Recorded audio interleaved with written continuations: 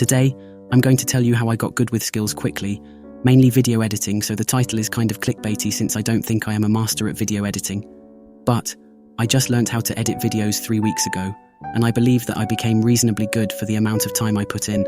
Contrary to popular belief, you don't need years of experience to get good at something. Well, I lied. You do need a lot of years of practice to master it, but I am here to tell you that you can get good at something fairly quickly, and all you need is a few hours daily and some willpower. Step 1.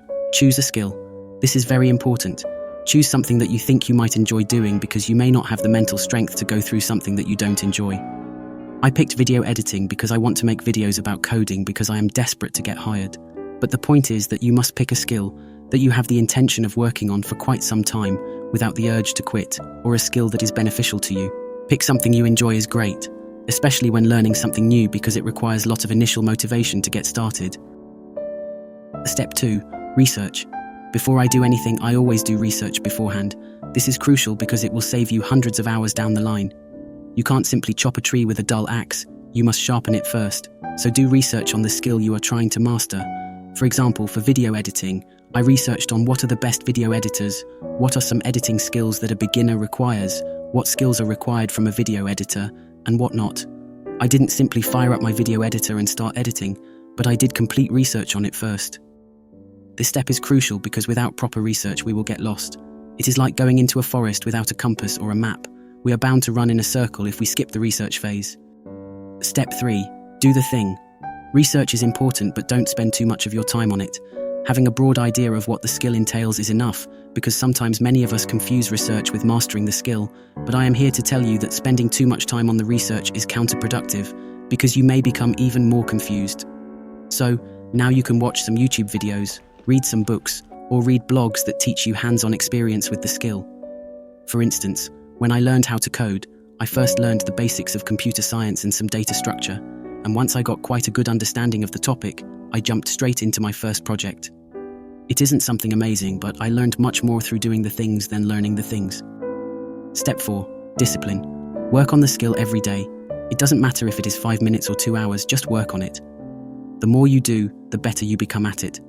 No one learns how to do something in a day, so by working on it every day, you are building the right connection in your brain to connect the dots on the skill you are trying to master. Things may not make sense right now, but just power through it even if you don't completely understand it. So, you must work on it every day regardless of how little time you can spend on it. Without a proper routine to work on your skill, you will forget what you did 2 or 3 days ago, which will prolong the process of mastery.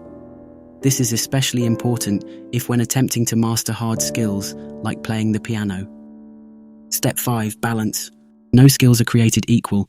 It took me 3 weeks to learn how to make my first YouTube video, but it took me nearly 6 months to start working on machine learning projects in Python. So, some skills require more time to get decently good at, so a balanced work schedule is required. Although you have to do it every day, you don't have to work on it for 1 to 2 hours daily. Some days you can relax and work on it for just 5 minutes. Some days you may not want to work on it at all, which is definitely contradictory to what I said earlier, but the point is that you need to strike a balance between work and rest if you want to keep practicing the skill for a very long time.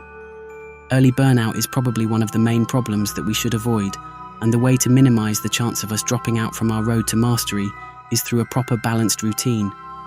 Although a daily practice is necessary, not all days are created equal, so see what works for you.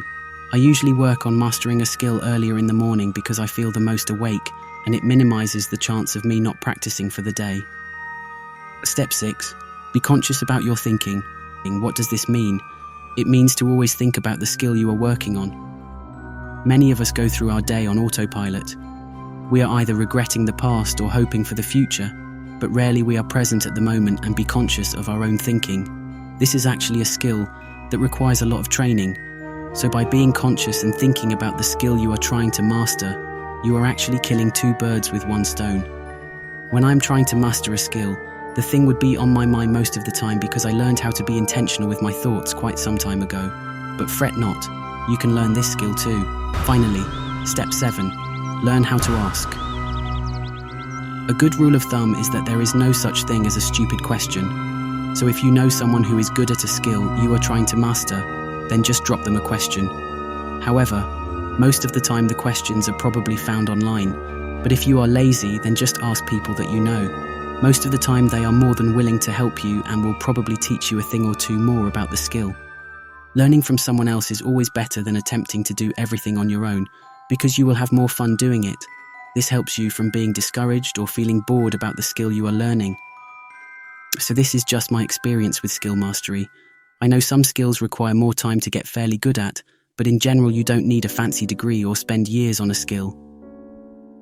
Also, I did this all with information from YouTube and Google, so you don't really have to spend money on it, but if you want to save some time, you can always buy a course. It is not what I recommend, but I know not everyone has 2 to 3 hours of free time daily.